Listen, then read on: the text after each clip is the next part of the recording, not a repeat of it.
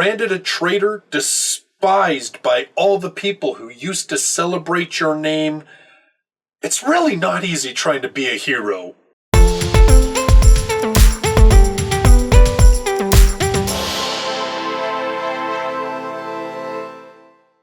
Hello everybody, Justus R. Stone here, and on this channel I cover all things light novels, news, reviews, countdowns of popular titles in Japan. So if you love light novels or you just want to know more about them, then you should subscribe. In this video I'm going to be reviewing volume number 11 of Fujino Omori's light novel series, Is It Wrong to Try to Pick Up Girls in a Dungeon? More commonly and less tongue-twistingly known as Danmachi.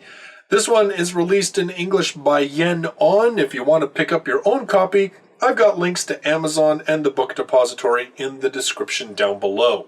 Now right off the bat, spoiler warning, this is the third part of this arc. It's also the final part of this arc, and I can't really say anything about it without spoiling the previous book. So if you don't want any spoilers and you haven't caught up to this volume, well, you probably shouldn't watch this video, let's be honest. And actually, speaking of spoilers and later volumes and series, just a curiosity, and let me know in the comments down below, when you're watching reviews of later volumes and series like this one, where I'm reviewing a 11th volume, are you watching it to see whether the series stays good and you have not read the books? Or are you here because you've already read the books and you just want to know what I thought of them? I'm just kind of curious sort of what audience is watching the later volume reviews. So if you're okay with spoilers for the previous volumes of Danmachi, let's get right into this. So in volume number 11, like I said, this is part 3 of the whole Xenos storyline, the intelligent talking monsters from the dark parts of the dungeon. Of course, in the last volume, those monsters got cut off from the dungeon. They were trapped above ground in the Daedalus sort of section of the city on Daedalus Street. And Belle had to make the decision to save Wiene, the dragon girl. And he had to do it by standing in the way of Loki Familia, meaning that he basically looked like he was a monster-loving traitor to all the other adventurers. And so when this book picks up, it is only a couple of days after that incident, and pretty much everybody in Orario hates Belle's guts. They think he's a traitor, or they think that he's just like a dirty, greedy adventurer, and that he was getting in the way of everybody else because he wanted the reward of bagging like a dragon. There's really a lot of negativity all swirling around Belle. On top of that, though, there is also a great deal of worry because he knows that the Xenos are still trapped out of the dungeon, and that the longer that they stay on the surface, the more danger they're in because adventurers, including members of Loki Familia, are scouring Daedalus Street for the monsters. And so Belle's forced into a position again about whether he is going to try and fight and to save these monsters and deliver them back to the relative safety of the dungeon, or if he is going to prioritize his familia and his own personal reputation and turn his back on them and just let fate take its course. Now, it's volume number 11, so, I mean, there's really no spoilers here. We all know what choice Belle's going to make because Belle is a hero. And the one thing that I have said over and over again talking about this series is that Belle's journey is not easy. The path of the true hero is never easy. And the fact that Belle has done it up to this point and made hard decisions to this point, like he's not about to take the easy way out. So, I mean, you can call that a spoiler, but come on. We all know that he's not going to allow these monsters just to be slaughtered without he himself putting up a fight to stop it. We just know that that's the case. I really liked this volume. This volume kind of brings Danmachi in a lot of ways full circle. And there's a lot of elements in it that would be huge spoilers to further justify that point of view, but I'm going to say that even in terms of just the theme and the ideas that are expressed in this volume, it brings it right back, full circle, right back to the beginning of the series. In volume number 1, good God, let's go way back. In volume number 1, we basically have Belle seeing Eyes Wallenstein. Like, falling in love with her seems like the wrong way to put it. He falls into admiration of her. You know, he sees her as something to aspire to. She is his idol. That's, you know what, I think that's the one thing about this series that I like and I've commented, I'm sure, on it before, is that Belle's obsession, and it's not even that because that makes it sound kind of murky, but his idolization, it really is, idol is the best way to put it, his idolization of Eyes is not like some puppy dog love or anything like that. It is the recognition that she is his ideal. There is the recognition that she is stronger than he is. She is smarter than he is. She is a better adventurer than he is. And for a long time, she has been really like a major catalyst in Belle's forward progression. That's been good and all, but we need, I think, more, especially now that we've come to 11 volumes in this series. And that, I think, is really one of the things that Volume 11 takes a look at. It starts to really set up a number of paths for Belle to walk and a number of goals for Belle to achieve that are all going to push him forward. They are all things and ideas and goals for him to chase. It isn't just about Eyes anymore. It isn't just about trying to live up to her example. He has other promises now that he has made. He has other goals that he has to pursue. He has other battles that he knows he will one day face, that he must be stronger for or he will die. This book basically goes all the way back to the very beginning and says, yep, we still have this goal, but now we have more. And back then, Belle just wanted to be an adventurer. Back then, Belle wanted to descend into the dungeon. He wanted to get the riches to support himself and the goddess, and he wanted to be a first-class adventurer. But now Belle wants to be a hero. It's no longer enough for him to just be an adventurer. In fact, I think this storyline in particular has made it very clear that adventurers in general are not something to really aspire to be. In fact, we've pretty much seen throughout this entire series, and like I said, I would say in particular this storyline, we've kind of seen that adventurers are not the greatest people, and that what really sets Belle and his friends and his familia apart is a code of morality, a desire to not only be strong, but to be better. And not just be better in terms of what they can fight and kill, but better as in people.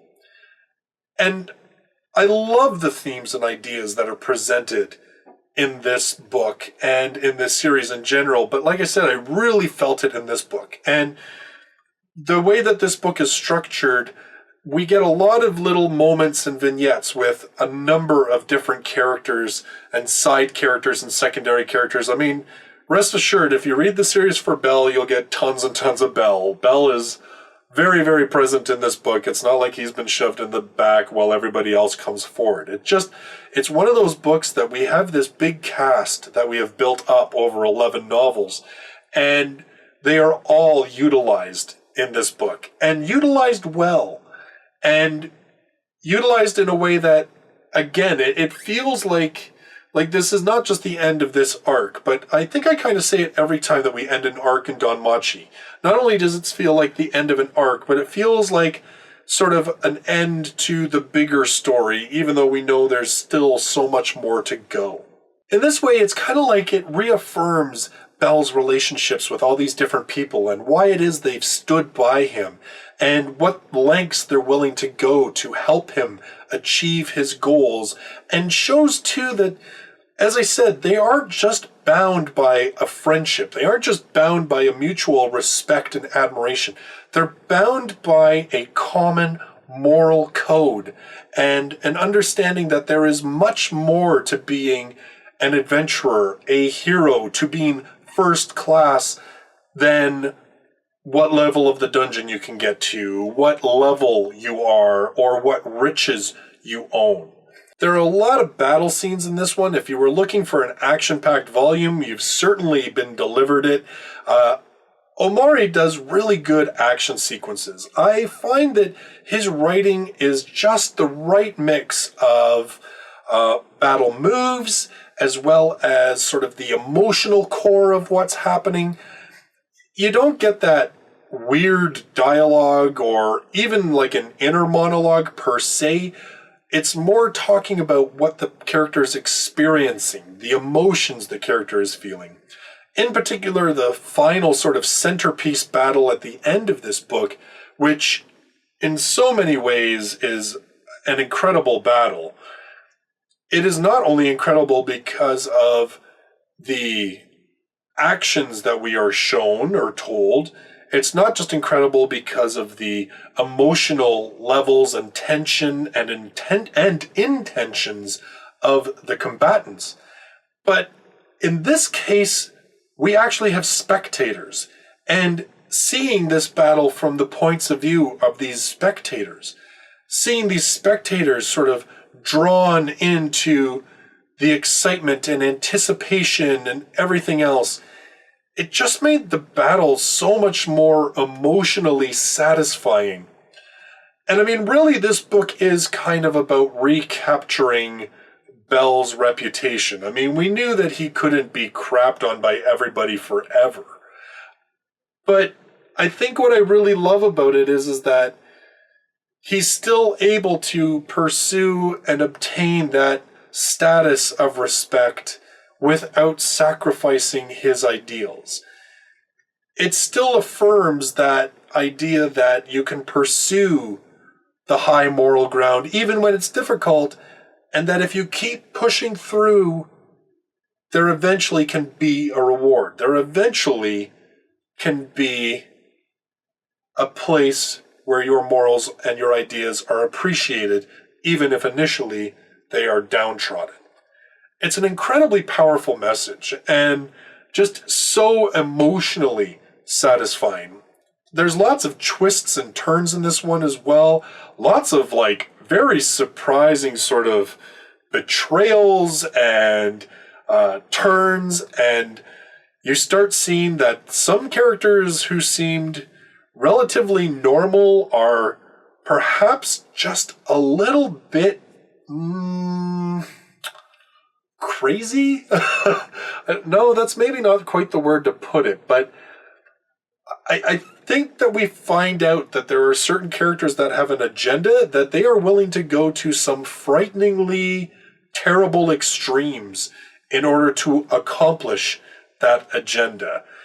And that's probably sounding incredibly vague, but I'm sure if you've read the book, you kind of know exactly what I'm talking about, because I know it threw me for a loop, and I was like, what?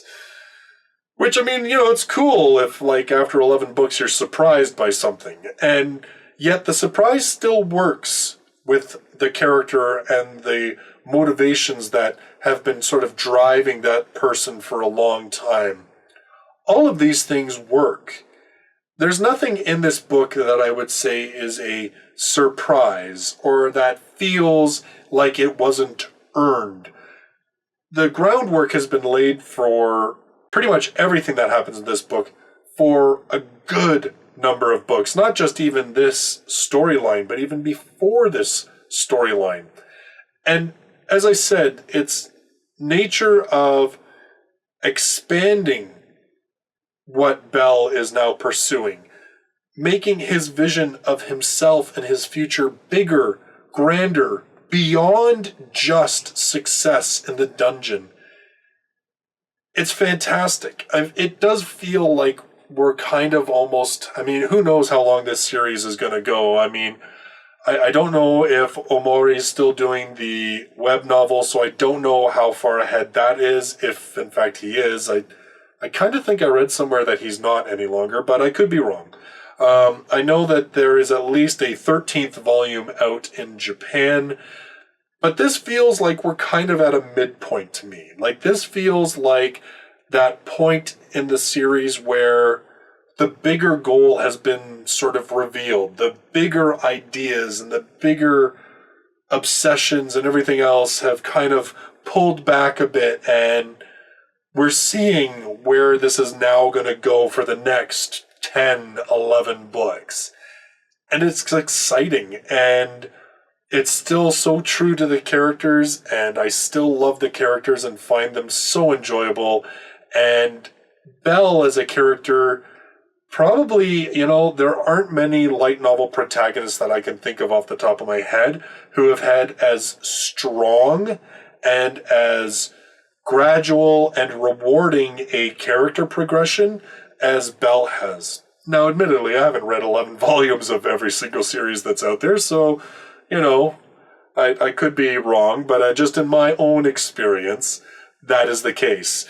And you know what? If you feel that way about any other characters in any other series, I'd love to hear about that in the comments down below. So in the end, volume number 11 of Danmachi, fantastic. If you have loved this series up till this point, this book is going to deliver on just pretty much everything that you love about the series. It's going to give you all sorts of great character moments. It's going to give you lots of good action.